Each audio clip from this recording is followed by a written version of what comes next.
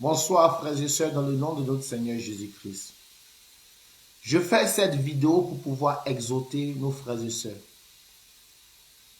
En cette nouvelle année dont nous sommes rentrés dedans, frères et sœurs, prenons la ferme résolution de vouloir changer et d'avoir une rencontre personnelle avec Dieu.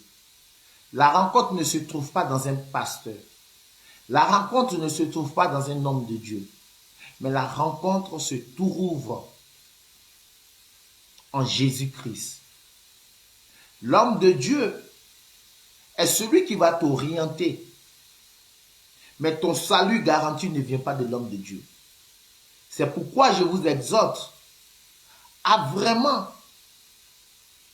lire les Saintes Écritures. Comme la devise de cette plateforme le dit, je suivrai Jésus-Christ sans m'arrêter. Je lirai la Bible tous les jours. Je prierai chaque jour et je ferai la volonté de mon Père. Si tu as pu respecter ces 4 devises, mon frère, tu n'es pas loin de la perfection. Parce qu'un chrétien doit être équilibré. Un chrétien, ce n'est pas celui qui a soif de la richesse. Un chrétien, ce n'est pas celui qui court après des miracles. Parce que si vraiment tu as une rencontre dans la parole de Dieu, tu ne vas pas courir après un prophète. Tu ne vas pas courir après un pasteur. Tu ne vas pas courir après un prêtre. Parce que tu as une fondation qui est solide. Et cette fondation, c'est Jésus-Christ qui est le roc. Comment comprendre que je suis équilibré? C'est lorsque je lis toujours la Bible. Et je mets en pratique sa parole.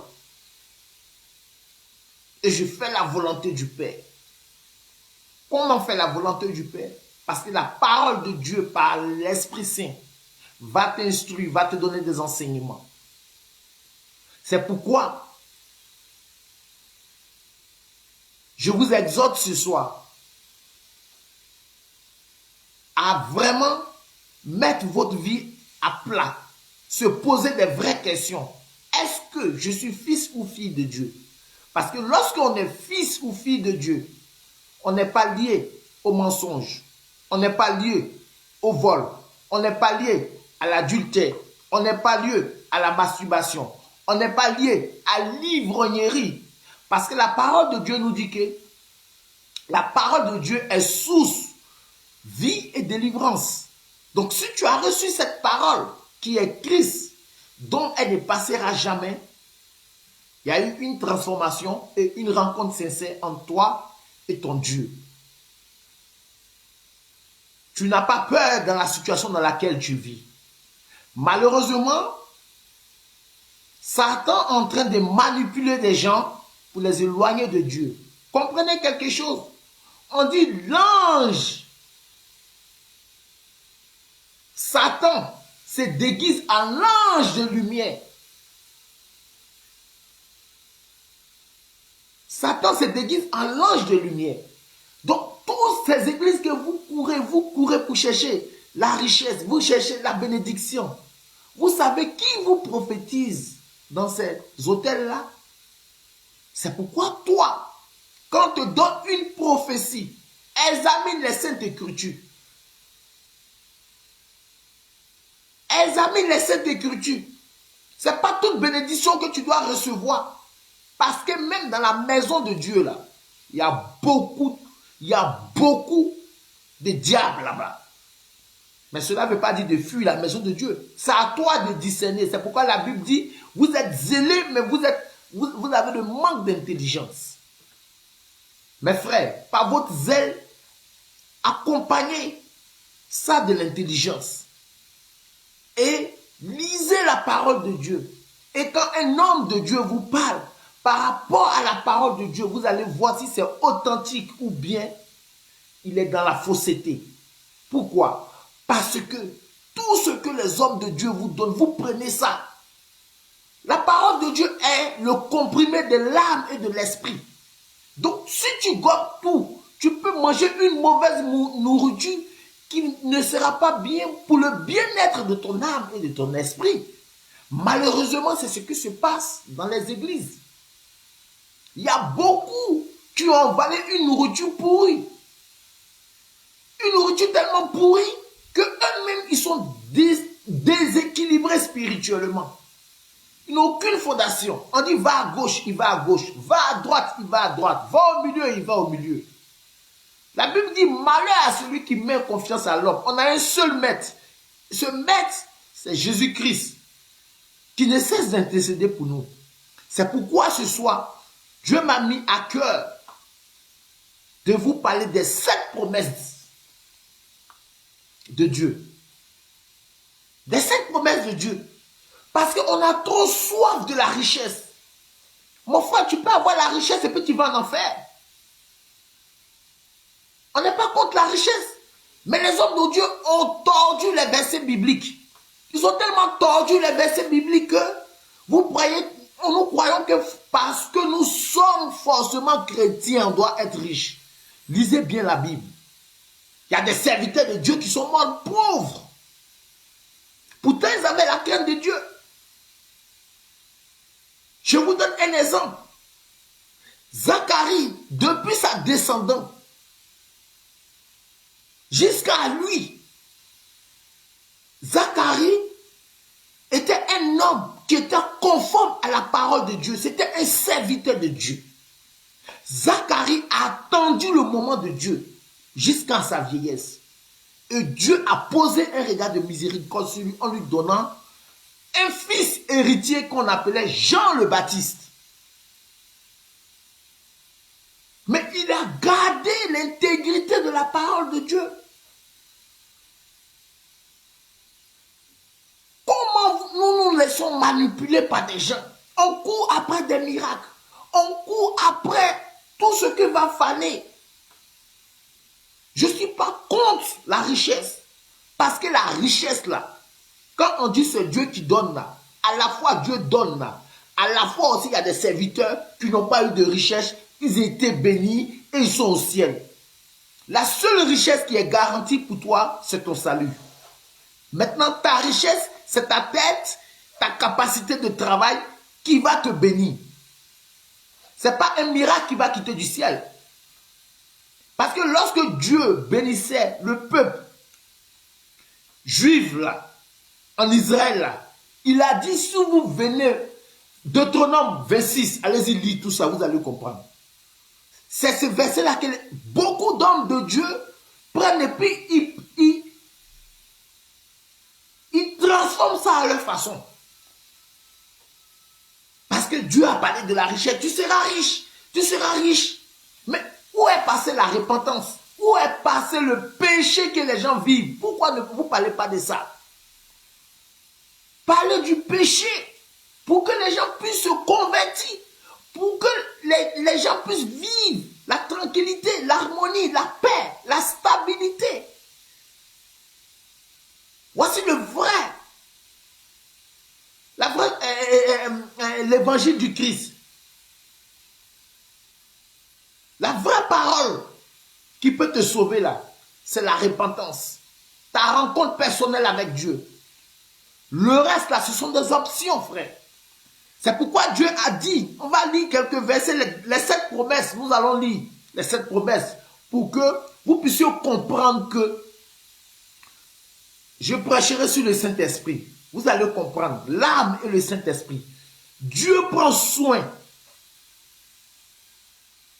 de l'intérieur dont tu es. Et lorsque l'intérieur est métamorphosé, instruit et équilibré, c'est toi qui te charges maintenant de prendre soin de l'extérieur. Dieu ne s'occupe pas de l'extérieur. Parce que si ton extérieur n'est pas équilibré, comment pourras-tu prendre soin de l'intérieur? Donc apprends à avoir une rencontre personnelle avec Dieu. Équilibre-toi, stabilise-toi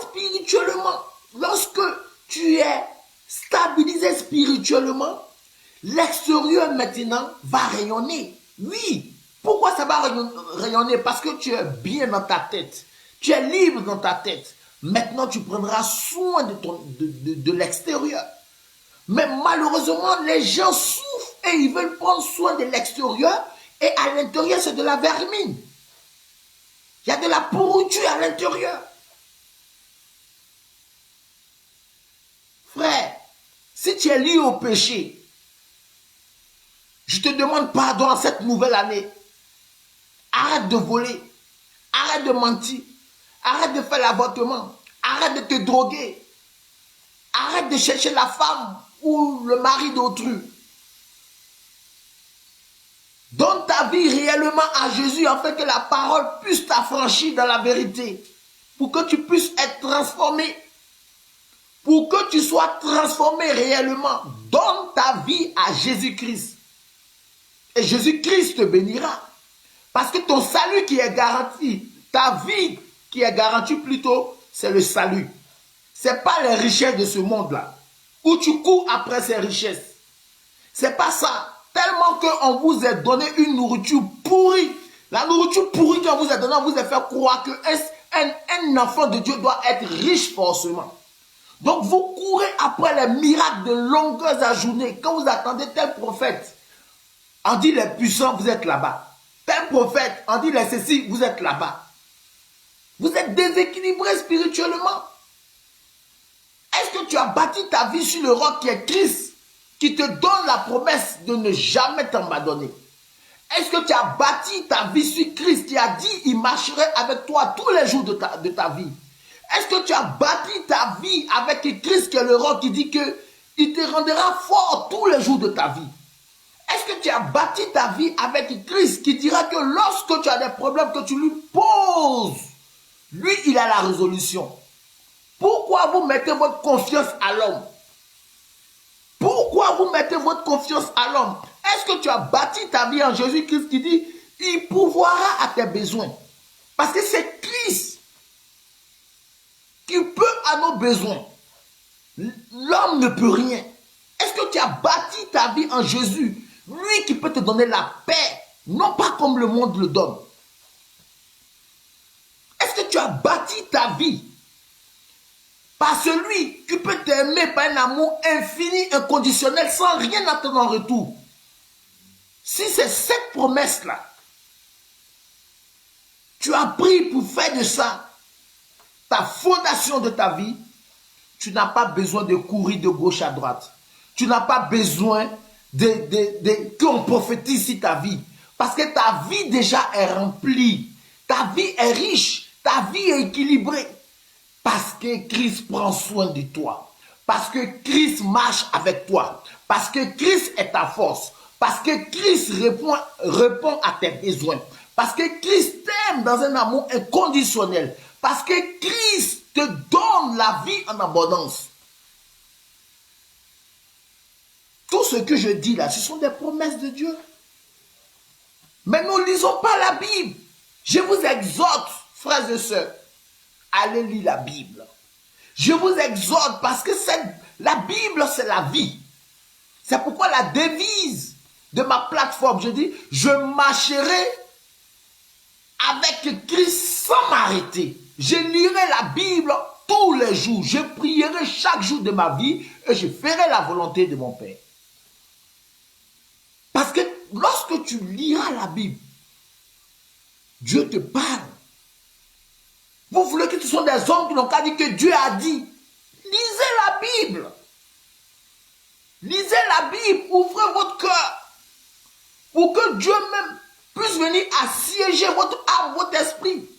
Dieu puisse venir prendre le contrôle. C'est pour cela. Beaucoup de chrétiens ne savent pas faire la part entre le Saint-Esprit et l'âme. Lorsque c'est ton âme qui prie, ton âme prie avec réflexion. Mais c'est lorsque le Saint-Esprit prie, tu rentres dans la dimension du Saint-Esprit, ton âme ne réfléchit plus. Tu es connecté directement avec Dieu. Je ferai une vidéo dessus pour mieux vous expliquer cela. Parce que quand on frémit un peu, on dit non, cet esprit, c'est cet esprit. Non, mes frères.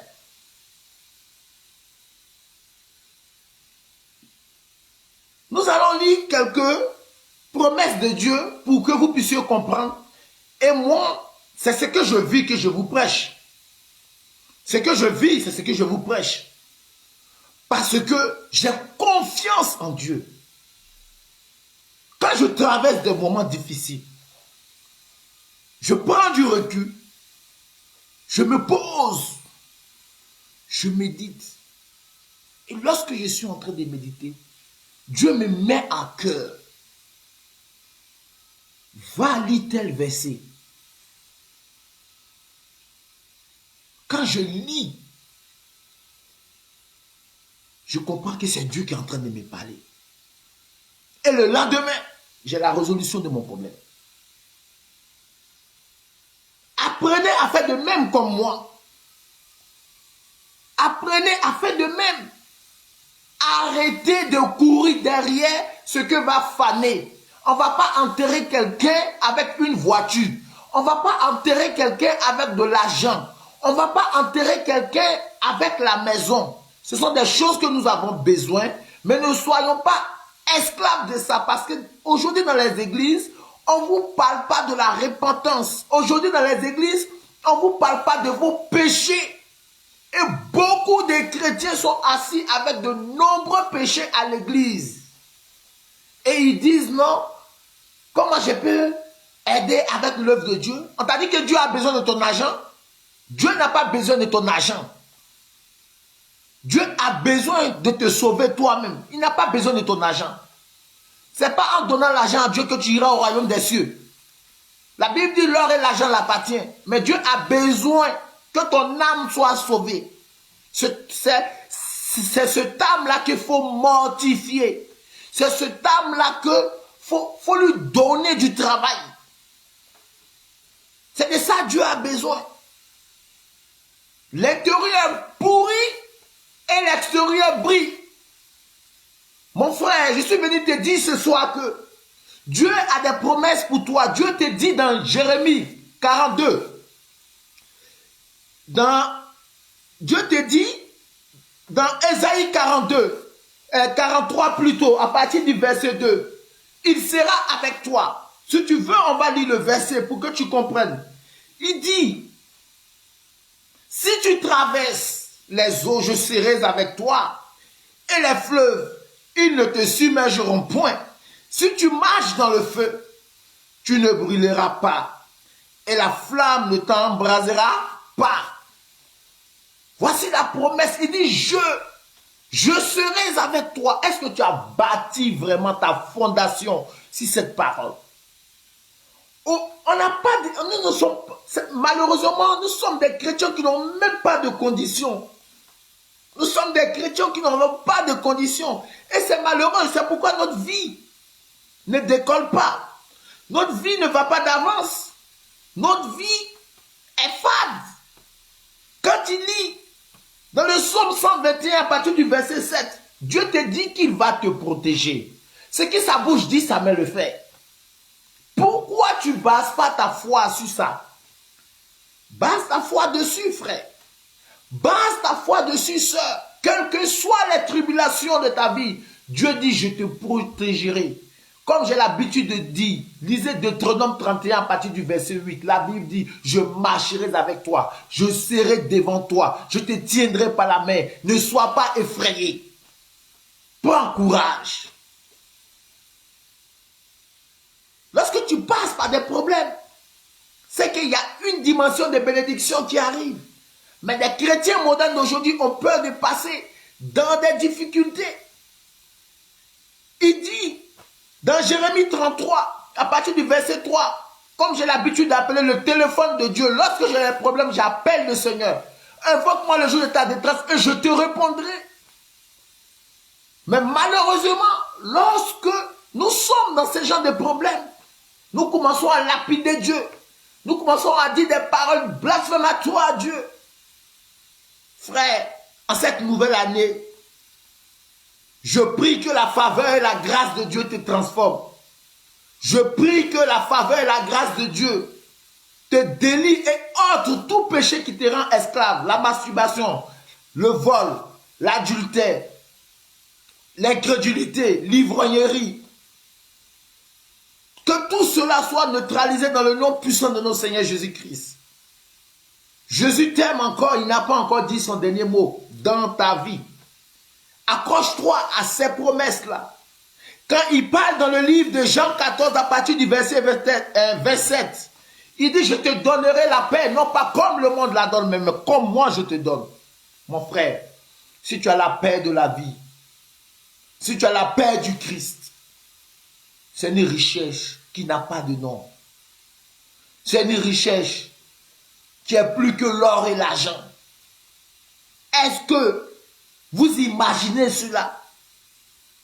Quand il te dit encore dans le livre de Jérémie 31 à partir du verset 3, il dit, je t'aimerai toujours, quelle que soit ta petitesse, quel que soit ce que tu fais. Quand Dieu te bénit, il ne reprend plus ce qu'il a béni. Comme il a dit à David, je te bénirai et je bénirai tes enfants. S'ils se détournent de ma face, je les châtirai et je les ramènerai. Mon frère, il y a des paroles là. Ce sont des paroles de bénédiction de toute éternité. Parce que quand Dieu te bénit là, quand Dieu t'a béni, Dieu ne reprend plus ce qu'il a dit. Ce que Dieu dit là, il ne reprend plus. Mais pourquoi nous ne voulons pas chercher la bénédiction de Dieu et nous cherchons la bénédiction de l'être humain? Tu es béni et puis vous criez Amen. C'est un ange démoniaque qui s'est transposé en ange de lumière. Aujourd'hui, dans quelle église on parle de sanctification? Quelle église qui vous parle de sanctification? Toujours la richesse, toujours l'argent, toujours l'argent. Mais pourtant, nous sommes assis dans le temple de Dieu avec beaucoup de péchés. Beaucoup de péchés. Plein de péchés. Frère, ne mets pas ta confiance à l'homme, mais mets ta confiance plutôt à Dieu. Rentre dans les Saintes Écritures. Cherche à avoir la rencontre personnelle avec Dieu pour que Dieu te délivre lui-même et que ces promesses-là soient établies dans ta vie et que ces promesses-là soient une fondation dans ta vie et que ces promesses-là t'ouvrent encore en abondance toute richesse et grâce dans sa vie, dans votre vie. C'est pourquoi, va lire Jérémie. Lis le livre de Jérémie 33, verset 3. Jérémie 29, à partir du verset 11. Jean 14, verset 7. Jérémie 31, à partir du verset 3.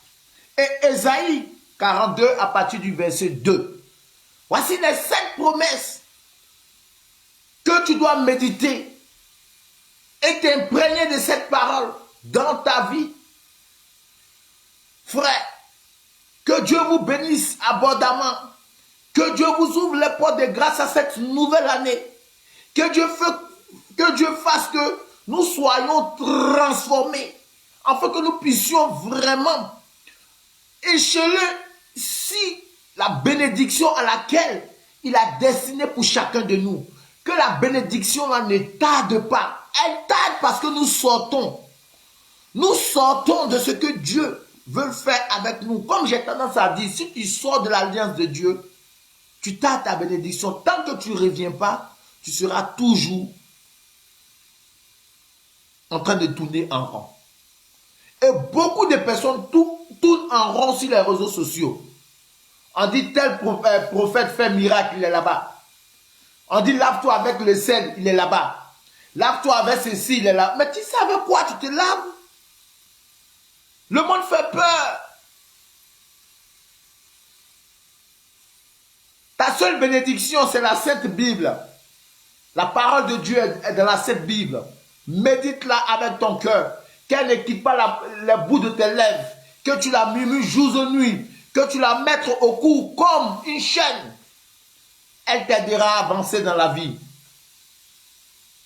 Sois béni abondamment, mon frère, ma soeur. Et que Dieu t'aide à pouvoir être un homme meilleur dans la vie spirituelle. C'est ce qui m'importe. Le reste maintenant en dépend de ta capacité. Parce que Dieu a tout déposé déjà en toi. C'est pourquoi il a dit, je vous ai donné tout pouvoir. Donc quand Dieu dit, tu as donné tout pouvoir là, tout en toi. Si tu arrives à te surpasser, si tu arrives à réfléchir avec la dimension divine, tu vas écheler, frère. Tu seras béni. Ce n'est pas l'école qui bénit. L'école est bien, c'est vrai. Mais la bénédiction vient de la sagesse et de l'intelligence divine. L'école t'aide à t'intégrer dans la vie active. Mais la bénédiction vient maintenant du divin. C'est deux choses différentes. Que Dieu vous bénisse abondamment. Shalom.